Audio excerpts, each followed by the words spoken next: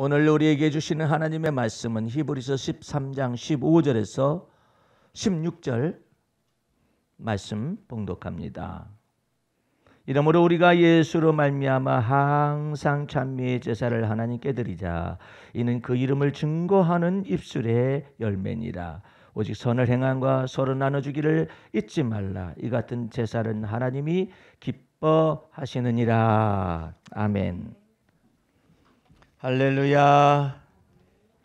오늘 말씀의 제목은 히브리서 13장 15절에서 16절, 히브리서 117번째 강해로서 하나님의 은혜를 받도록 하겠습니다. 먼저 오늘 말씀을 보게 되면 두 기절이지만 연관성이 있습니다. 이러므로 우리가 예수로 말미암아 항상 찬미의 제사를 하나님께 드리자. 이는 그 이름을 증거하는 입술의 열매니라. 오직 선을 행함과 서로 나눠주기를 잊지 말라. 이 같은 제사는 하나님이 기뻐하시느니라. 그래서 특별한 제사의 의미가 여기에 나와 있습니다. 그 첫 번째 제사는 항상 예수로 말미암아 찬미의 제사를 하나님께 드리는 것이고, 또 두 번째는 선을 행함의 제사가 있고 서로 나눠주기를 잊지 않는 이와 같은 제사가 몸으로 드려지는 산 제사 속에서 영적 예배로서 나타나는 제사라고 이렇게 말씀을 기록하고 있습니다.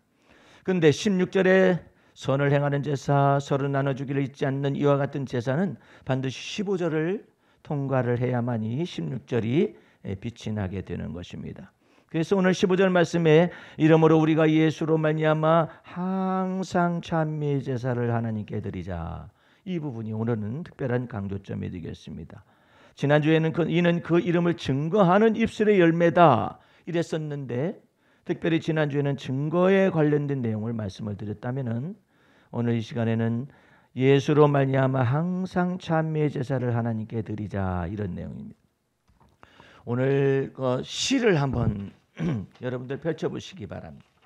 시를 먼저 읽으시고 다 같이 말씀을 또 은혜 속에서 읽길 바랍니다. 가을의 은총 주여, 무더운 여름이 씻겨진 가을 하늘은 당신의 사랑을 수놓는 아기자기한 마음입니다. 계절의 흐름을 바꾸시려는 기이한 인자하심은 사랑이십니다. 주님께로부터 주어진 삶은 때때로 수고와 힘듦을 동반하지만 시시로 경이롭고 신비하기만 합니다. 주님은 내 인생의 신선함이요, 날마다 새로움이요, 내 잔의 소득이며 나의 기업이십니다. 나로 하여금 주님께 심겨진 나무가 되게 하시어 내가 늙을 때에도 버리지 않고 늙어도 결실케 하시며 진액이 마르지 않음 같게 하시고 잎이 청청하게 하는 것도 주의 은총입니다. 미래를 모르는 현실은 답답하지만 그래서 오히려 인생을 새롭게 합니다. 형통한 날에 주를 찬미하게 하시고 권고한 날에는 내 생각이 깊게 하심도 나를 교육시키는 은총입니다. 주여, 당신이 내게 주신 삶은 은총입니다. 또한 그 삶을 지탱하게 함도 은혜입니다. 더욱이 산자의 세상에서 주님을 경험함은 더욱더 큰 은총입니다. 하물며 환난 중에 있는 내 영혼을 아시는 주님을 시시로 찬양케 함은 더욱더 큰 은총입니다. 주님은 인생에게 복주시되 짐승들을 교육함보다 더 크게 하셨으며 짐승들이 고요히 잠이 든 밤중에도 인생으로 주님을 노래하게 하셨습니다. 나의 환난 날에 내게 응답하시는 주님을 시시때때로 뵙게 하고 나의 환난 날에 주의 이름을 부르라고 친히 명하신 것도 은총이며 환난 날에 도와주시겠다고 언약하심도 주의 은총입니다. 주께서 주시는 가을의 은총은 계절을 달리하시어 지친 인생에게 주시는 달콤한 휴식입니다. 태풍을 동반하여 계절의 흐름을 바꾸시고 신선한 가을을 몰아오시려는 주님은 사랑이십니다. 여호와께서 홍수 때 좌정하셨으며 여호와께서 영영토록 왕으로 좌정하시도다. 아멘.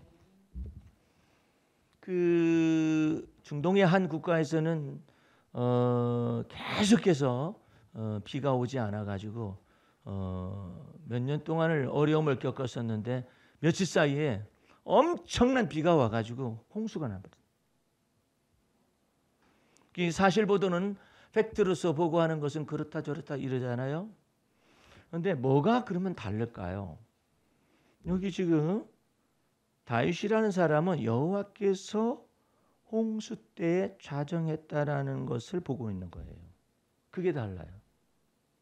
어떻게 좌정하시느냐? 여호와께서 영영토록 왕으로서 좌정하여 계시다. 어떻게? 태풍을 동반하여서 계절을 바꾸셔요. 이것은 우리나라와 같이 사계절이 뚜렷한 나라 속에서의 특권입니다.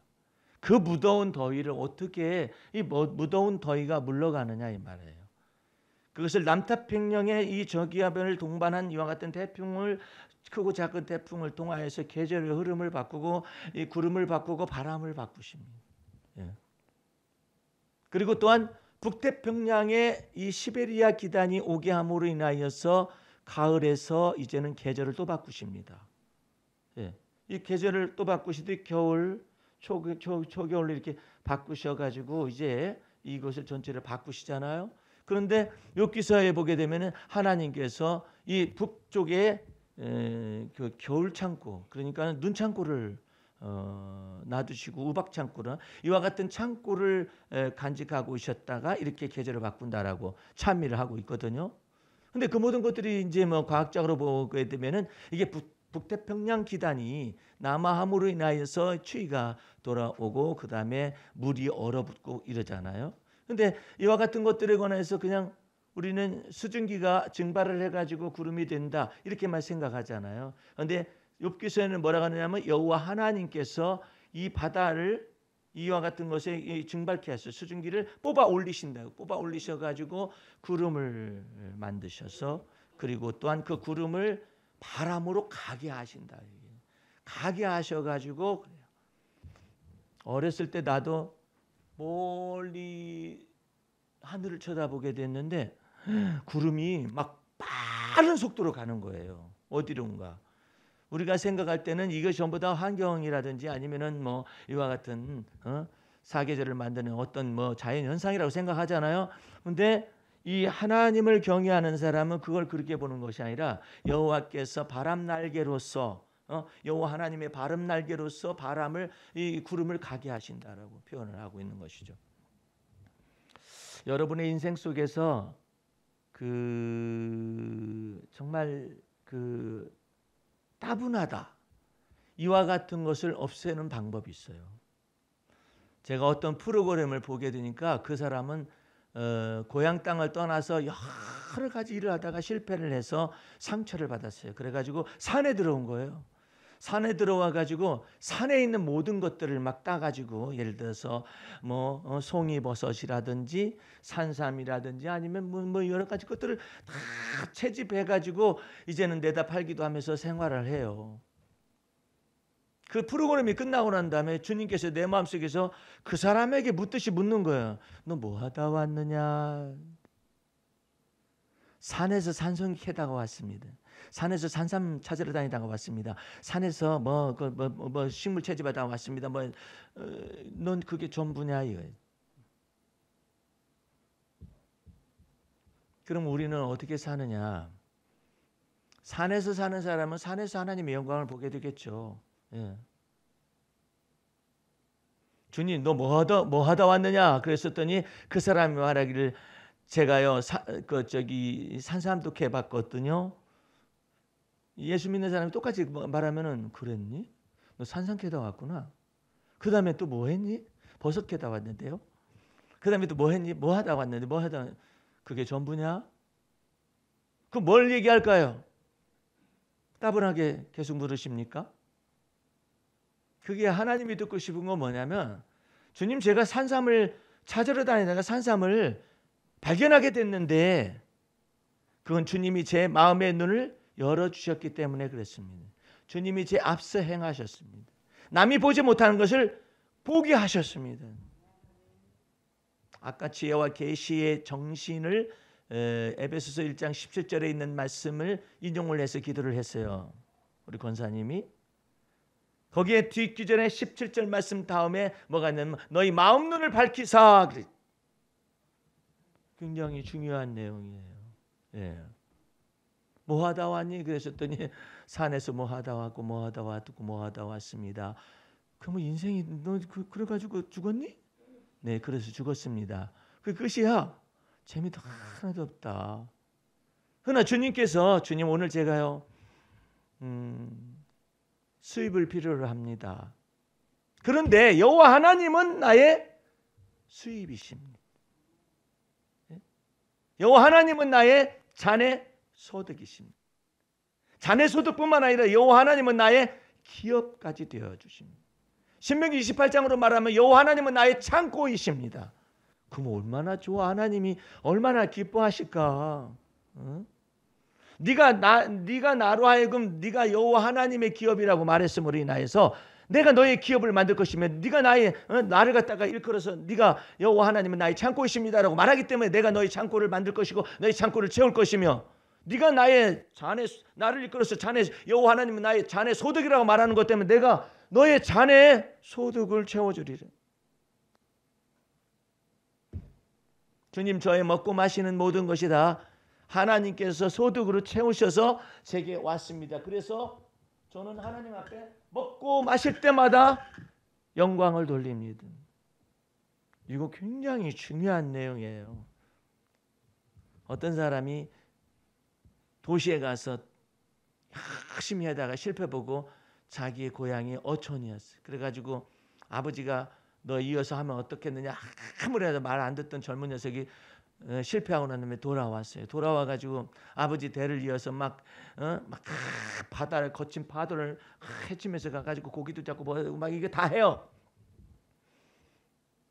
다 하는데 그러다가 죽었어요.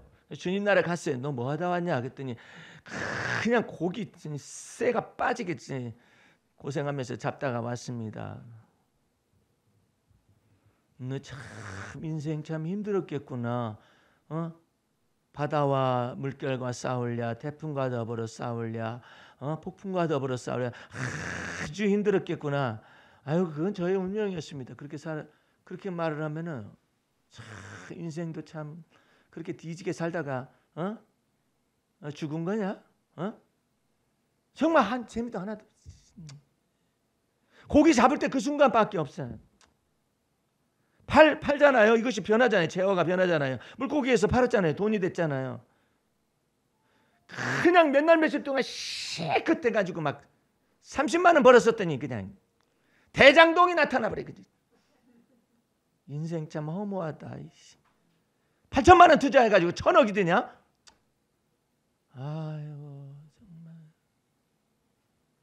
이런 인생 살아서 뭐해? 이렇게 살다가 인생 끝나는 거죠. 네? 그러나 여호와 하나님은 나의 자네 소득이십니다라고 믿으면, 여호와 하나님은 나의 창고이시며 여호와 하나님 나의 기업이십니다라고 믿으면, 그래서 기업이 됐어요. 그래서 자네 소득이 왔어요. 그래서 창고가 주어졌어요. 그러면 이 창고는 내가 만든 것이 아니라, 내가 쇠가 빠지게 고생해가지고 만든 것이 아니라, 대장동하고 비교했더니 아이고 우리는 메뚜기만도 못합니다 이런 것이 아니라 여호와 하나님이 내게 주신 것이기 때문에, 내 손으로 하는 바 모든 일에 복을 내리신 것이기 때문에 귀한 거예요. 또 뭐 하다 왔냐? 몇 시간씩 그냥 전철 가르쳐 3번씩이나 가르쳐 하고 그냥 여행사 일을 하고 그냥 그렇게 쇠가 빠지게 그렇게 고생하다가 왔습니다. 이게 아니라니까. 하나님은 내게 건강을 주셨어요. 전철을 지하철을 3번씩이나 갈아타고 다닐 정도로 해도 다른 사람 같으면 힘이 빠지고 맥이 빠지고 막 이럴 건데 어쨌든 힘을 주셨어요. 주님은 제게 일자리를 주셨어요. 나를 감당케 하셨어요. 이거 얼마나 놀라운 거냐 말이에요. 그게 뭐냐면은 지혜와 계시의 정신을 받아가지고 뭐가 열리는 거냐면 마음의 눈이 열려서. 놀라운 거예요. 이렇게 열려야 해요. 여호와 하나님은 말씀하셔요. 산천초목이 내 것이며 그의 모든 짐승들이 다 내 것이며 바다의 모든 것들이 다 내 것이니라. 은도 내 것이고 금도 내 것이요. 그런데 지가 다 했다는 거예요. 그러니까 여러분들이 생각과 마음을 달리 하셔야 해요. 그렇지 않으면 허무한 인생 속에서 그냥 죽습니다. 돈 벌어보고 뭐해? 벌어보고 그냥 쌀을 짊어지고 막 그래가지고 조금씩 이윤을 남겨가지고 어떻게 하다가 뭐 조그마한 자동차를 뭐 어디서 구닥다리 같은 거 하나 그냥 미군한테서 샀든지 뭐 해서 사가지고 그냥 그걸 가지고 또 운수 사업을 했더니 계속 해가지고 막 계속 발전하고 그러더니 정주영이 나타나가지고 뭐 이게 돈 많으면 뭐냐 그래가지고 옆에 있는 보좌관이 있다가 하면 회장님 그냥 뭐 이렇게 경제를 살릴 정도면은 나라도 살릴 수 있지 않겠습니까? 해가지고 대통령이 후보에 도전했다가 그냥 박살이네. 허무하다. 그렇게 돈 많은데 머리를 심지도 못하고 돈 많은데 검버섯도 떼내지도 못하지. 돈 많은데 아이고 내 고향에서 먹던 보리밥이 뭐 드시러 가실 겁니까 회장님? 야 먹어봤다 다 먹어봤다. 그래도 그냥 우리나라 토속된장에다 그래도 그냥 그 고추장에다가 그래도 그냥 보리밥은 뭐야. 인생 참 허무하다. 다른 사람들은 그냥 막 돈 벌려고 막 애쓰고 있는데 다 이루었다 했는데 뭐 다 이뤘는데 왜 보리밥이냐? 허무하게 이럴 때 솔로몬이 그래서 인생의 모든 것을 다 겪어보고 난 다음에 전도서 1장에 그걸 기록한 거예요. 헛되며 헛되니 헛되고 헛되도다 이걸 쓴 거예요. 이미 다 겪어봤어요. 예? 그래가지고 전도서 맨 마지막에 모든 일의 결국을 다 들었은즉 너의 날이 이제는 해가 질 때가 가깝다 하거나 죽기 전에 창조주 여호와 하나님을 경외하라. 이것이 사람의 본분이라 그래요. 끝날 때 그러면 뭐 해요? 끝날 때 그러면 소용도 없어. 나의 갈 길 다 가도록 예수 인도하시니. 그게 그냥 찬송가에서만 말하고 이런 것이 아니라 나의 삶의 전체 속에서 나의 갈 길 다 가도록 나를 인도하여 주시기 위하여 예수께서 내 마음속에 좌정하셔요. 여러분의 마음속에 좌정하셔요. 그래서 귀중한 거예요. 얘야 너 뭐하고 있니? 예, 저 이비인후과 의사입니다. 그 뭐하다 왔어? 깁하고 뭐 하다가 이렇게 직업이 그래서 왔습니다. 그래서 어땠어? 따분하죠. 따분해서 뭐 했어? 운동하러도 가고 뭐 하러도 가고 그런데 아무리 어디를 갔어도 다시 돌아와야 할 곳은 이비인후과인데. 아이고 정말 이게 뭐 하는 짓이냐. 젊은 날은 젊은 날대로 돈 벌기 위해서 그렇다 할지라도 이건 뭐 돈도 많이 벌고 그러면 이거 뭐 하는 짓이냐. 예수 믿는 사람도 그렇게 생각하고 예수 안 믿는 사람도 그렇게 그냥 생각하고 있어요. 그러나 하나님께서 여전히 20년 전이나 지금이나 저희 이 병원으로 사람들을 보내시는 분은 주님이십니다. 저는 그 사람들이 누구인지는 내일 올 손님들을 모르지만 환자들을 모르지만 저는 그들을 주의 이름으로 축복기도 합니다. 저 손님들은 다음날 온 손님들은 전부 주님께서 보내신 사람들이요 또한 내가 주의 이름으로 축복기도 한 사람들이야. 그래서 새로운 거야. 네. 그 손님 또 왔네. 그래서도 새로워. 왜? 하나님께서 또 보내셨기 때문에 새로운 거예요. 새로움이 거기에서 있기 때문에 인생이 허무하지가 않는 거야.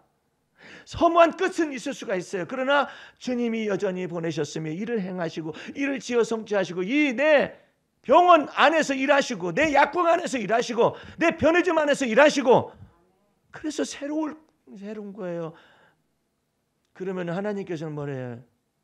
너 뭐하다 왔니? 편의점에서 뭐하다 왔니? 저는 날마다 주시는 주님의 새로움을 경험하고 왔습니다. 와 놀라운 거야. 누구든지 그리스도 예수 안에 있으면 새로운 피조물이라. 이전 것이 지나갔으니 보가 새 것 되었도다 이러잖아요. 이 새로움을 없으면 늙어 죽어요. 빨리빨리. 젊어도 죽어. 예? 그래서 이 새로움을 주님께서 주시는 거예요. 해 아래 헛되고 헛되며 헛되고 헛된데 이제 그리스도 예수 안에서 이처럼 마음 눈을 열어가지고 주님과 더불어 동행하는 삶을 살기 시작하면 그 순간마다 매일매일 매 순간마다 맡기고 주께서 일하시고 일을 지어 성취하시는 것을 보면서 새로운 거야. 너 뭐 하다 왔니? 그러면은 이비인후과에서 굽하다가 귀파다가 어쩌다 이렇게 왔다는 것이 아니라 주님의 새로움을 경험하고 왔습니다. 주님은 날마다 저희 이비인후과에서 일하셨습니다. 주님은 날마다 치과에서 일하셨습니다. 내가 너한테 언제 일했느냐 그러면은 돈 벌게 했잖아요. 이렇게 간단한 철학으로 말하는 게 아니야. 신앙 철학이 아니라 주님이 사람을 보내달라고 제가 주님을 참여했었습니다. 주님 내일 사람을 보내시는 이 환자들을 보내실 분은 주님이십니다. 네?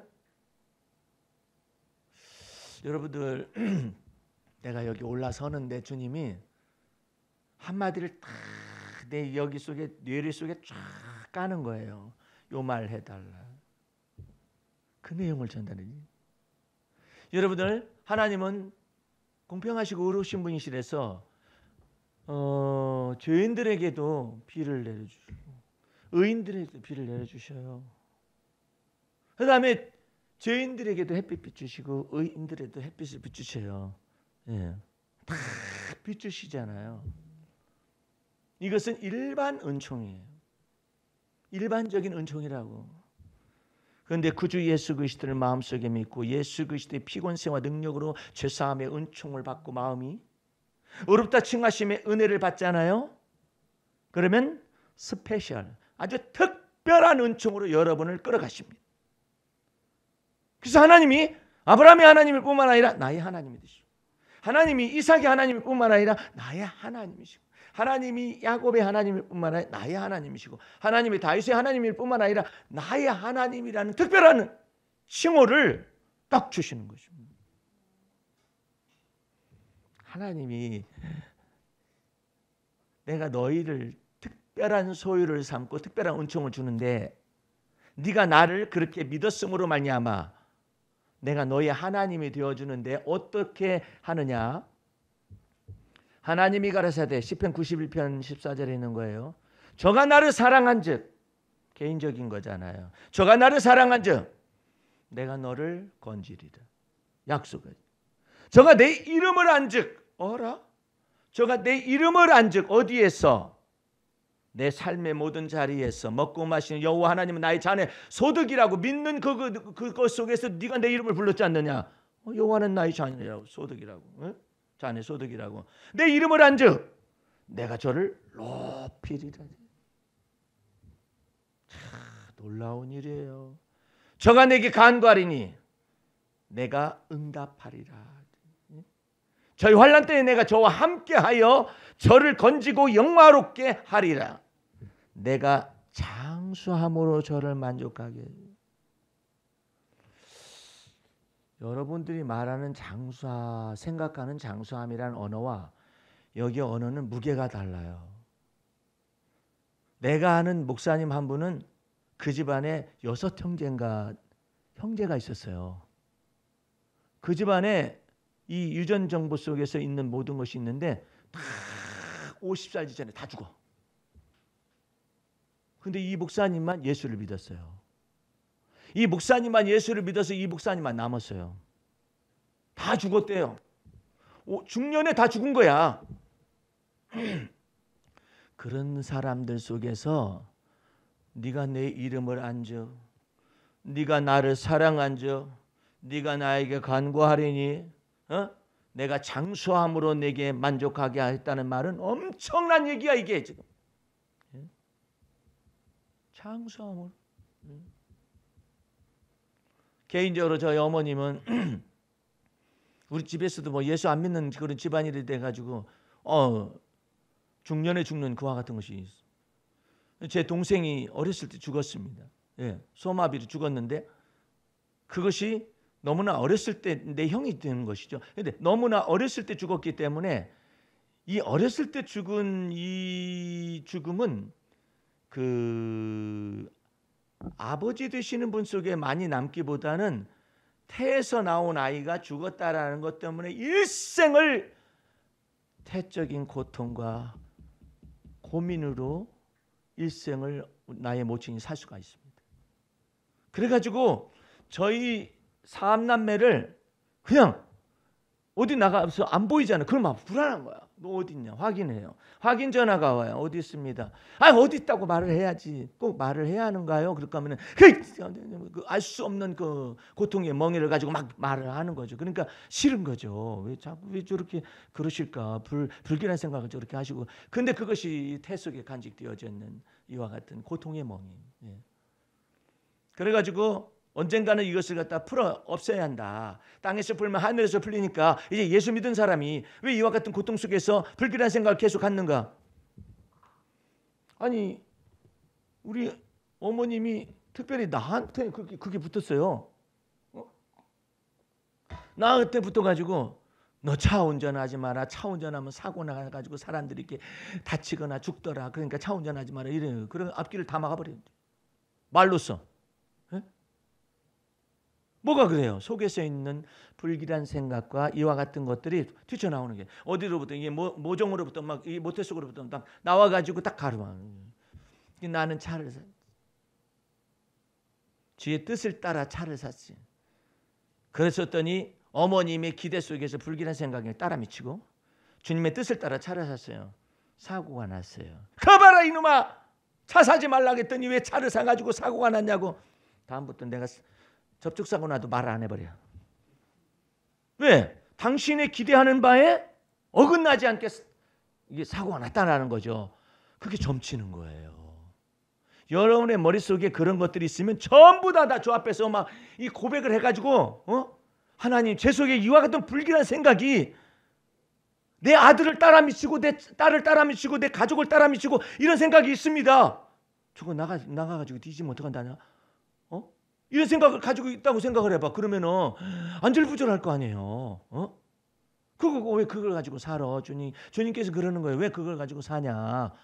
이것을 전부 다 이런 생각이 있습니다 해가지고 주님 이것 좀 보세요. 어찌 내 속에서 복의 근원이 돼야 되는데 이 속에서 불길한 생각이 나타나가지고 그 불길한 생각으로 내 마음속에서 막 아들을 잡으려고 그러고 딸을 잡으려고 가족들을 잡으려고 이런 생각이 있을까요?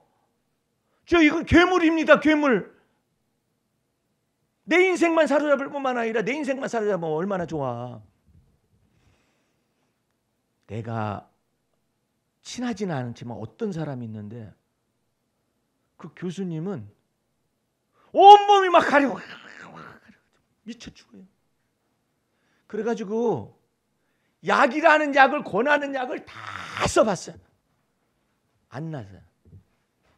병원에 갔어. 이제는 병원에 가지고 의사가 무슨 CT를 찍고 무슨 찍고 무슨 피검사를 하고 막 다 했어. 그래가지고 막 뭐라 해가지고 여러 병원을 거쳤는데도 안 났어요. 그게 무슨 문제였느냐면 이게 유전자 속에서 피를 통해서 들어와 있는 거예요. 자기 아버지가 막 이러고 살았대요. 온몸 전체가 막 가려가지고 막 그렇게 살았대요. 그 교수님 하는 말이 걸작이에요. 저는 결혼을 하지 말았어야 했습니다. 왜요? 우리 아들 녀석이 의사인데 의과대학 다니는 놈인데 그 놈이 긁어대요. 저거 내주다. 이거 유전한 것을 끊어버려야 하는데 그걸 못 끊는 거예요. 인생 비참하다. 여러분의 마음속에 우리 주님이 들어오신 이유가 있다니까요. 유전적인 기질에 속한 것이건 DNA가 속한 것이건 간에 주님께서 들어오셔서 끝장을 내시기 위해서 마지막 아담으로 오시는 것입니다. 할렐루야. 그걸 온전히 믿어야 해. 그리고 적용을 해야 해요. 머릿속에 불길한 생각이 자꾸 있잖아요. 그러면 이 뭔 괴물이야 이거. 이 짐승 같은 생각이 어디서 내 속에 들어왔어. 언제 들어왔을까? 역추적을 해봐요. 언제 들어왔을까? 어느 때 들어왔을까? 그것이 아비의 죄악을 자식의 3, 4대까지 갚는다는 말이 율법적으로 기록되어 할지라도 우리는 율법을 따라서 저주를 받는 자가 아니라 예수께서 율법의 저주를 담당하셨단 말이에요. 그 안에 우리가 있잖아요. 새로운 피조물이란 말이야. 이제 끝장을 볼 때가 됐죠. 예? 끝장을 볼 때가 됐어요. 지혜와 계시의 정신을 가지고 마음 눈이 열려져서 이제 진리를 계속해서 적용해야 해요. 복음 진리의 말씀을 계속 전개. 주님 제 속에 불길한 생각이 있습니다. 제 속에 이런 생각이 계속되고 있습니다. 이와 같은 더러운 생각이 계속되고 있습니다. 이와 같은 내용을 고백하고 또 끊임없이 고백해요. 자백하고 고백하고 자백하고 고백하고 자백하고 주의 보혈로 씻어주세요. 나타날 때마다 곧바로. 그러면 이것이 끝장을 봐요.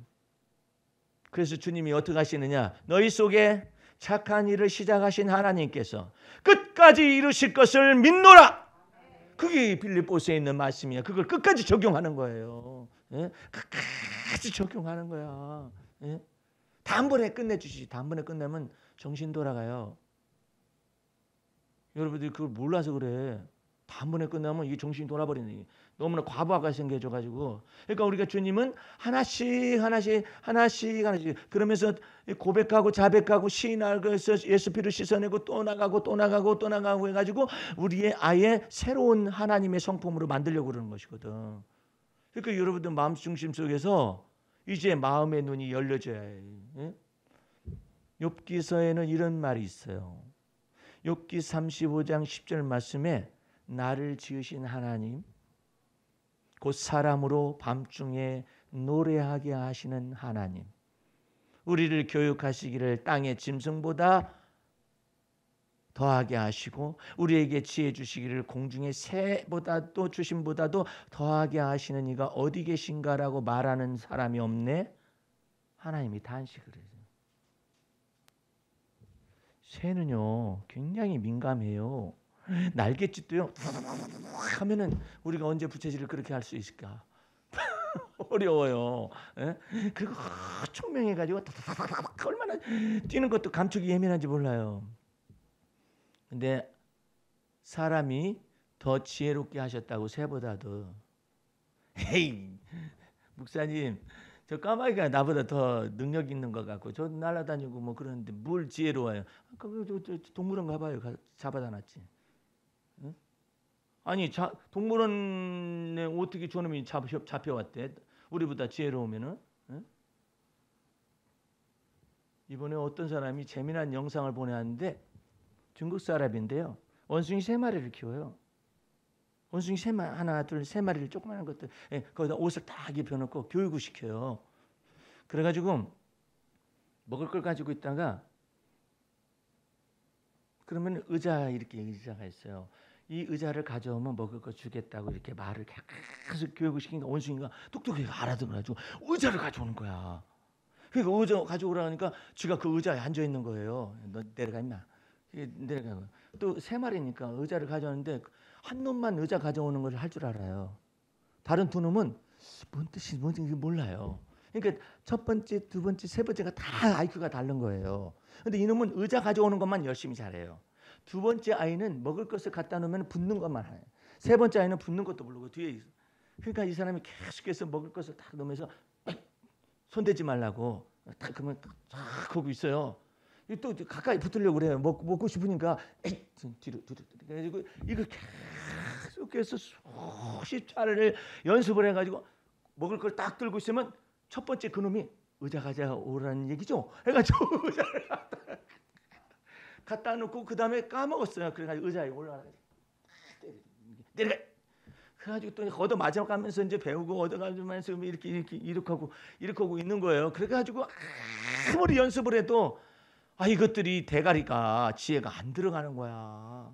한계가 있는 거예요. 그런데 어쨌든 먹이를 가지고 계속해서 연습을 시키고 있는 거예요. 예? 내가 기도원에서 글을 쓰고 있는데 어떤 목사님이 가을날에 잣을 가지고 온 거야. 잣을 이렇게 들고 와서 목사님 글 쓰시는데 잣 드시고 하시래. 잣 자시고 하시라고. 아니 이 자세를 어떻게 땄어요? 목사님은 그거는 경지를 모를 겁니다. 그러더라고. 어떻게 따셨는데 그럼 방법 좀 가르쳐. 알려줘도 못할 거래. 어떻게 땄냐고 말이라도 좀 들어보자 했더니 지나가는데 원숭이란 놈이 저기서 아니 뭐 어떤 놈이 거기서 성설 다람쥐 있어요. 청설 다람쥐인지 그 녀석이 거기서 막 소리를 지르면서 잣을 들고 그랬더니 제 이놈의 새끼가 어디서 나는 먹지 못하는데 내가 높은 데서 먹는다고 너 자랑하는 거냐 해가지고 돌멩이를 막 던졌더니 청설모가 맞지는 않았는데 정신 보정 나더니 그러더니 지가 가진 잣을 막 던지는 거예요. 막 바보. 그래가지고 잣을 들고 온 거예요. 아이고 참 사람 똑똑하다. 지혜를 더 많이 주셨다 하더니 새보다도 지혜를 많이 주시고 사람을 교육하기를 어디 그냥 그런데 나는 그 성경 구절 가운데서 나를 지으신 하나님 곧 사람으로 밤중에 노래하게 하시는 하나님. 깜짝 놀랐어요. 짐승들은 밤에 잘 들어가죠. 밤에 우는 새는 문제가 있는 거야. 뭔가 잘못된 거예요. 근데 나를 지으신 하나님은 밤중에 나로 하여금 노래하게 하시는 하나님.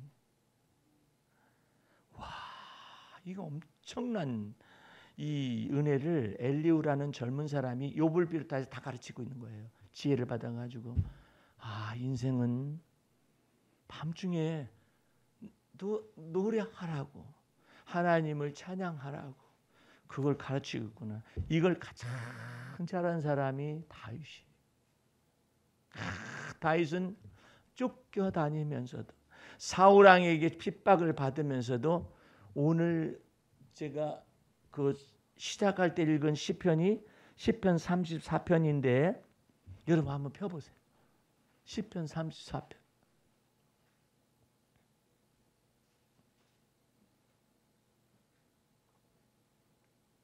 펴셨으면 제가 읽습니다. 다윗이 아비멜렉 앞에서 미친 채 하다가 쫓겨나면서 지은 시.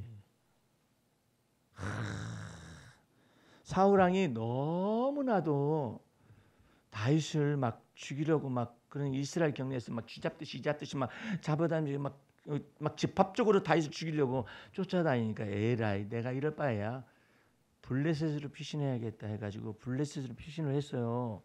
그러니까 사울 왕은 이스라엘과 블레셋이 적대 관계가 있기 때문에 못 쫓아요. 거기도 들어갔냐? 그럼 거기서 죽어라. 이런 생각을 하고 있는데 다윗이 여호와 하나님을 믿는 믿음으로 블레셋의 골리앗을 쳐 죽였잖아요. 그러니까 다윗을 모르는 사람이 없죠. 근데 미친 척하고 여호와 하나님만 의존하고 하면서 여호와 하나님의 생명싸게 쌓였다라는 것을 생각하면서 그냥 간 거예요. 뭐 들어왔냐? 내가 좀 도움 좀 받으러 왔노라고 하면서 망명하러 왔다고 이런 식으로 얘기를 한 거예요. 그러니까 이놈 꿍꿍이 속을 알 수가 없다 해가지고 죽이지도 못하고 살리지도 못하고 머물게도 못하고 그런 것 가운데서 있는 거예요. 있는 것 가운데서 너 이제 블레셋 왕이 테스트를 하는 거예요. 너 가서 이스라엘을 침범해가지고 뭐서 어떻게 해와라 해가지고 피를 요구하는 거죠.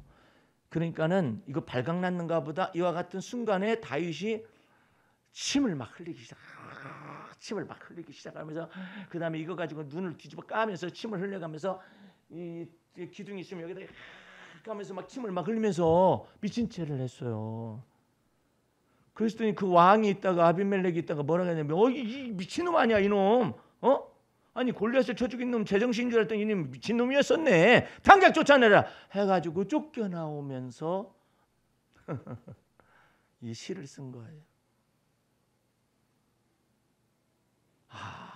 정말 이 사람은 놀라운 사람. 네? 1절 보시기 바랍니다. 침 흘리다가 쫓겨나고 미친 척하다가 쫓겨나고 그러면서 내가 여호와를 항상 송축합니다. 와, 하나님을 보실 때 그냥 너무나도 막 가슴속에 감동이. 예? 예? 아니 너는 너희 대적 블레셋 사람들한테 쫓겨나면서 침 흘려가면서 그렇게 연기를 하면서까지 목숨을 보존하다가 쫓겨나오면서도 내가 여호와를 항상 송축하며 그를 송축함이 내 입에 뭐 한다고 그래요? 에? 내 입에 뭐 한다고 돼 있어? 거기 1절 내가 여호와를 항상 송축하며 그를 송축함이 내 입에 그렇게 돼 있죠. 여기는 계속하겠다고 쓰여 있어요. 이야, 이 놀라운 사람을 하나님이 복의 근원으로 만들지 아니할 수가 없어요. 우리 같으면 어떻게 하냐면 하나님 해도 너무한 거 아니요? 어찌 그렇게 내가 침을 흘리고 그러면 미친놈인가 보다 하고는 거기서 있게 좀 할 것이 나를 쫓겨나도록 만들고 나를 뽀록나게 만들고 말이야. 아 그러실 수가 있느냐고. 내가 여태까지 내가 지금 뭐 내가 내 싸움을 싸운 겁니까? 내가 여호와의 전쟁을 싸우러 다니고 골리앗 쳐 죽인 것 때문에 이처럼 핍박을 받고 그러는데 내가 꼭 이와 같이 대접을 받아야만 합니까? 하나님 해도 너무합니다. 이렇게 될 텐데 하나님에 대한 시비가 없어요. 내가 여호와를 항상 송축하며 그를 송축함이 내 입에 계속하겠다 이 말이야. 내 영혼이 여호와로 자랑하리니 2절 말씀에 곤고한 자가 이를 듣고 기뻐하리로다. 나와 함께 여호와를 광대하시다 하며 함께 그 이름을 높이세. 내가 여호와께 구하며 내게 응답하시고 내 모든 두려움에서 나를 건지셨도다. 6절 이 곤고한 자가 부르짖음에 여호와께서 들으시고 그 모든 환난에서 구원하셨도다. 여호와의 사자가 주를 경외하는 자를 둘러 진치고 저희를 건지시는도다. 너희는 여호와의 선하심을 맛보아할지어다. 그에게 피하는 자는 복이 있도다. 정말 지난주에 여러분들 힘들고 어려울 때 사랑합니다. 하나님 사랑합니다. 여호와 하나님 사랑합니다. 그거 가르쳐 드렸잖아요. 거기에다가 내 입에 찬송이 계속 하리로다. 항상 주님 손님이 하나도 너무나 많이 안 옵니다. 이 1절 말씀 내가 그럼에도 불구하고 내가 여호와를 송축하며 그를 송축함이 내 입에서 계속하리로다 해가지고 여기에 이 사곡이라든 입술에 사골 완벽하게 없애버리는 거예요. 해도 너무합니다. 이거 없애버리는 거예요. 아예 그냥 내 평생에 이거 다 쓰레기통에 내가 집어넣어버리겠다고. 사장을 시켜버리겠다고. 하나님 그러실 수가 있습니까? 이거 완전히 사장을 시켜버려. 없애버려. 뭐 때문에? 내 입에 여호와 하나님의 송축함을 계속하겠다 이 말이야. 하나님의 마음에 쏙 들게. 하나님 어떻게 그러실 수가 있습니까? 이거 다 어찌하여 나를 갖다가 이스라엘 백성을 내가 생산해냈습니까? 그거 다 모세 다 그랬었잖아요. 이거 완전히 없애버려 그냥. 너 입술에서 사곡을 이 삐뚤어지게 말하고 원망하면서 말하고 불평하면서 말하고 이거 완벽하게 없애버려. 그럴 때 어떻게 하느냐면 주님 제 속에서 이렇게 불평할 마음이 막 나오거든요. 생각이 나오거든요. 이런 내용이었습니다. 자백하고 고백합니다. 씻어달라고 하고 그 다음에 찬송으로 이 모드를 바꿔야지. 나 그거 없애버리기로 했어요. 지금까지 재미나게 살아요. 없애버렸어. 어느 날은 다른 사람들은 불평을 잘하더라고. 목사님들이 싸움도 잘해요. 근데 나는 바보같이 싸움을 못해요. 근데 그 싸움 잘하는 목사님이 나한테 묻더라고. 목사님 왜 안 싸워? 이 나인이 테니스 치다가 나인이 이 공이 나갔다 안 나갔다. 이게 흙에서 치면은요 자국이 있잖아요. 세상에. 대전에서 전국 대회를 했는데 목사님들끼리 자국이 있음에도 불구하고 안 나갔다 나갔다. 근데 인조잔디에는요 표시가 안 나요. 표시가 잘 안 나요. 그러니까 이거 가지고 싸움박질하고 막 이러는데 나한테 묻더라고. 왜 목사님은 안 싸워? 그리고 저쪽에서 이쪽에서 거짓말 할 수가 있어요. 나갔다 이렇게 말하잖아요. 그럼 멀잖아요 이게. 근데 나는 왜 쫓아가가지고 선을 안 넘어가냐 이게. 테니스 치면서 이거 넘어가면 안 되거든요. 넘어가더라도 넘어가도 되겠습니까? 이래야 해.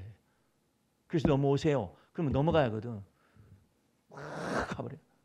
가가지고 막 싸움바지. 나보고 왜 안 넣느냐요. 해봤자 소용도 없고 해서 뭐 해? 해서 뭐 하느냐고 그랬더니 참 신기하네. 난 목사님 다투는 걸 못 봤대. 그런 거 가지고 버렸어. 그거 버렸다니까.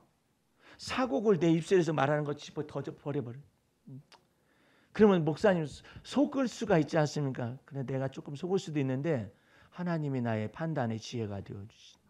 결국은 주님께서 너희의 의를 정오의 햇빛처럼 빛나게 해주시죠. 그럼 얼마나 좋아요. 즐거움으로 치면 좋잖아요. 근데 텐시 치다가 붙어 막 라켓 들고 가서 싸우면 되겠어요? 그러니까 이 아예 쓰레기통에 던져버려야 된다니까. 불평하고 원망하고 이거 완전히 벗겨야지. 사람인데 어찌 그럴 수가 있습니까? 이때니까 있는데 있는 것을 갖다가 저 앞에 쏟아내라고. 불평이 막 올라옵니다. 분노가 올라옵니다. 짜증이 막 올라옵니다. 박 집사야. 짜증이 막 올라옵니다. 주님께 얘기하라니까. 꾹꾹 눌러 참는 이거 한계가 있어요. 짜증이 올라온다고 주님 앞에 막 얘기를 해야 해요. 주님 짜증이 정 안 되면 잠깐 나갔다 오겠습니다. 화장실에서 막 짜증, 이 나쁜 놈의 새끼라는 생각이 올라옵니다. 이 뒤질놈이라는 생각이 올라옵니다. 막 너도 네가 인간이냐 이놈의 새끼야라는 생각이 올라옵니다라고 막 저 앞에서 말하고 좀 더 크게 얘기하고 싶으면 차 안에 잠깐 들어가가지고 야이씨 나쁜 놈의 새끼야. 주님 이런 내 더러운 인간아, 네가 나 이용해 먹으려고 그런 거 아니야. 막 이런 생각이 막 올라옵니다. 주여 나 이런 사람이에요. 주의 보혈로서 나를 씻어주세요. 내 생각의 한계가 여기기 때문에 지금 내 대가리가 작아가지고 더 이상 이해 못합니다. 난 그런 인간 절대 이해 못한. 난 그런 인간 절대 이해 못한다라고 생각하는 그런 인간입니다. 주여 이 죄를 사하여 주시옵소서. 그렇게 해가지고 그냥 커피 한 잔 들고 딱 들어가면은 하나님이 상대방을 반 죽여놓는다니까. 불평하거나 원망하지 말거라. 여호와 하나님을 경외하면 여호와 하나님께서 너희의 의를 네가 옳은 것을 정오의 햇빛처럼 빛나게 할 것이고. 악인을 인하여 불평하거나 원망하지 말라. 네가 더러워질 뿐이니라. 그래서 안 해. 주여 내가 그냥 차 안에 들어가가지고 아니면 그냥 화장실에 가가지고 방법이 있잖아요. 화장실에서 큰 소리 치면 안 되잖아요. 안 되지. 나쁜 놈의 새끼가 말을 왜 못해? 저런 놈의 새끼. 예수 믿는 사람은 그렇게 말하면 안 되잖아. 내가 그 사람한테 말 않고 하나님 앞에 쏟아내고 있다니까. 지금 리얼하게 쏟아내야 이 머릿속에서 이 잔영이 딱 사라져요. 근데 이거 안 쏟아내잖아. 남아있잖아요. 가면은 남아있는 만큼 저 나쁜 놈 봐라. 이게 다 정지하고 판단하는 게 남아있거든요. 여자분들 예수 믿는 이와 같은 교훈을 진리의 말씀을 적용하실 분들은 화장실을 자주 해가지고 이가 박박박박 갈려. 내 저 인간만 보면은 왜 이렇게 저 인간은 나한테 그냥 안 좋은 모습만 보여주고 말해. 나를 갖다 이용하기만 하고 막. 저는 알 수가 없어. 그런 생각이 막 올라온다고요. 이건 뭐 잘못이 이게 토설하는 것이지. 심정을 토설하는 것이지. 주여 저는 이런 인간입니다. 주여 저를 씻어주시고 깨끗하게 정한 마음을 주시고 정직한 영을 새롭게 해가지고 들어가면은 괜찮아요. 안 좋은 표정으로 나갔는데 좋은 표정으로 또 갑자기 올 수 있을까? 또라이 아니야? 또라이라도 좋아요. 나는 여러분에게 또라이 되기를 원해요. 예수 이름으로. 또라이 괜찮아요. 어떤 때는 나보고 어떤 목사님 날 슬슬 건드려요. 바보 아닌가 싶어가지고. 너 그러다 너 죽는다. 네? 그럼 정신이 바짝 나가지고 내가 바본 줄 아냐? 이 새끼야? 너 죽을래? 그래가지고 막 호주를 내버려 그냥. 목사님 난 목사님 이런 분이신지 몰랐어요. 조심해. 잠자는 사자의 코털 건들지 말고. 그러면 막 다음부터는 막 깍듯하게 돼. 너 내가 그냥 뭐 그런 것들 저런 것들 다투지도 않고 싸우지도 않고 막 그러니까는 바보처럼 보였지. 왜 그랬었다고. 내가 따질 것이 없을 것 같아? 또 IQ 몇이냐? 어디서 그냥 그 IQ도 그냥 돼지에서 약간 넘어가는 것이, 응? 나는 IQ가 없어. 그래서 또라이야. 근데 주님이 주시는 지혜는 있다. 판단력도 있고. 응? 다시는 그냥 말하는. 응? 예수 때문에 미련해지면은요, 하나님의 성령께서 여러분에게 지혜와 판단의 보좌를 딱 세워요. 입에서 퍽 나와요, 그냥. 응? 이 입에서 막 나온다니까. 이 말하는 듯 싶으면서 하나님의 지혜가 나오고 하나님의 분별력이 딱 나온다고. 예? 박주사님 이번에 그냥 승리하시기 바랍니다. 한 주간. 예? 그런 바보 멍청이들이 주위에 있을 거래. 예? 그게 이게 가지고 내 속을 막 뒤집어 놔요. 주님, 왜 저렇게 저 인간들은 내 속을 뒤집어 놓냐? 주님께서 네 속을 정결케 해주고 넓혀주기 위해서 속 뒤집어 놓게 하는 거야. 뒤집어 놔야만이 바다도 태풍으로 뒤집어 놔야만이 바다가 정화되는 거예요. 이 그릇을 넓히는 작업을 하고 있다고. 다음부터는 또 뒤집어지는 일이 나타났으면 하는 바람도 있어요. 누가 한번 내 속 좀 한번 뒤집어줬으면 좋겠네. 다윗은 그렇게 살았어요. 하나님이여 내 마음과 내 생각을 시험하사 내 속에 무슨 악이 있는가 보시옵시고 나를 단련하시옵소서. 아예 그냥 그랬어요. 도망다니거나 이러는 게 아니라. 그러니까 여러분들은 이제 주님께서 여러분 속에서 임재하셔서 누가 속을 뒤집어 놓으면 딱 은혜 받을 때도 있지. 그렇게 하실 것이지. 어쩐데 저쩐데 그러면은 더 좋다고 그래. 이 귀신들은 심술 뿌러기들이 있어요. 그래가지고 무서워하면은 더 찔러봐. 예? 계속 더 찔러. 그 목사님 어떡하냐? 찔렀냐? 더 찔러보지? 그래 봐요. 예? 그러면 귀신들이 그냥 놀라서 도망가지. 예? 근데 조금 찔렀더니 아이고 그냥 나 죽는다. 귀신들이 있다가 이걸 가지고 놀기 딱 좋은 장난감이네. 예? 너희는 남자처럼 강건하여라. 예? 너는 대장부처럼 허리를 묶고 내게 대답하라. 하나님께서 욥에게 말해서 대장부처럼 허리를 묶고 내게 대답하라. 예? 오늘 여러분들 주 앞에서 이제 마음의 눈이 열려져 가지고 여러분의 인생의 모든 과정 속에서 주님과 더불어 동행하며 사시기를 주의 이름으로 축원합니다. 기도하겠습니다. 우리 하나님 아버지 감사 찬미 올립니다. 예수로 말미암아 항상 찬미의 제사를 드리라. 이는 그 입술을 증거하는 열매이라고 말씀하신 것처럼 주님의 놀라운 사한 제사를 드리는 이와 같은 은혜 속에서 찬미의 제사를 통하여서 영적 전쟁에서 승리하며 믿음의 선한 싸움을 싸워서 이길 수 있도록 축복하시고 인도하여 주옵소서. 예수님 이름으로 기도하였습니다. 아멘.